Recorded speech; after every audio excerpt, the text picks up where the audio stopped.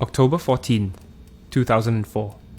The face of a missing 8-year-old girl was splashed across the newspapers. That girl was Huang Na.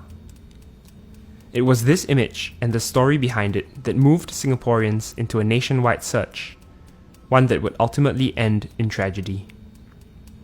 Huang Na was born in 1996 in Putian Fujian Province, China. Her mother, Huang Shuying, brought Huang Na to Singapore in 2003 to study. She attended the now-defunct Jin Tai Primary School. While in Singapore, they lived in a rented room above a fruit and vegetable company at the Pasir Panjang Wholesale Centre, a 14-minute bus ride away from her school. Her mother had to return occasionally to Putian to take care of her other child, but Huang Na was known to be an independent spirit who could take care of herself. On the day of Huang Na's disappearance on October 10, she called her mother to request for a computerized dictionary and a pair of sandals. That last call lasted for 6 minutes. Huang Na was last seen at 1 p.m. on October 10, 2004, at a food court near her home. Her disappearance was first made public 4 days after.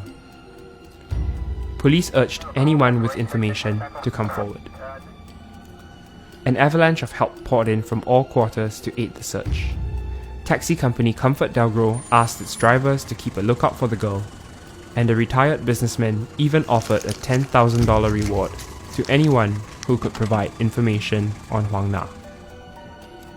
Her mother returned to Singapore and combed the island for her girl.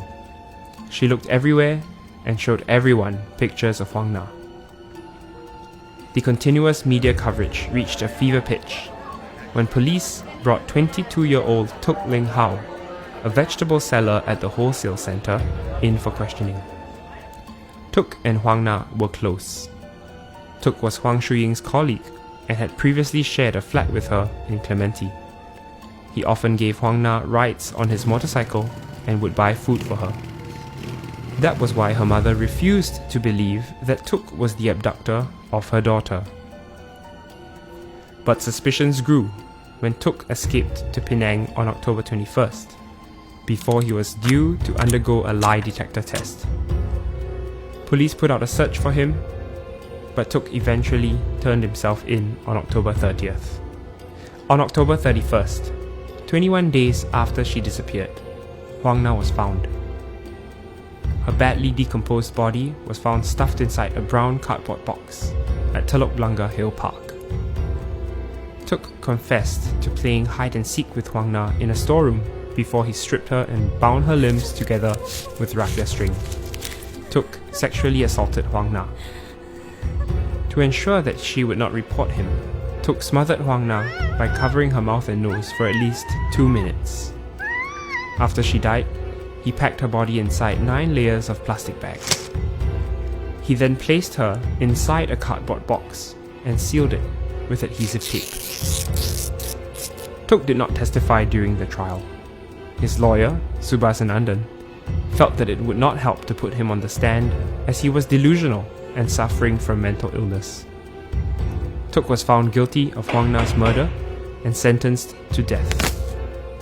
He appealed against the conviction, but it was rejected. A plea of clemency was also submitted to then President Nathan by his relatives, but it was rejected. Tuk was hanged on November 3rd, 2006.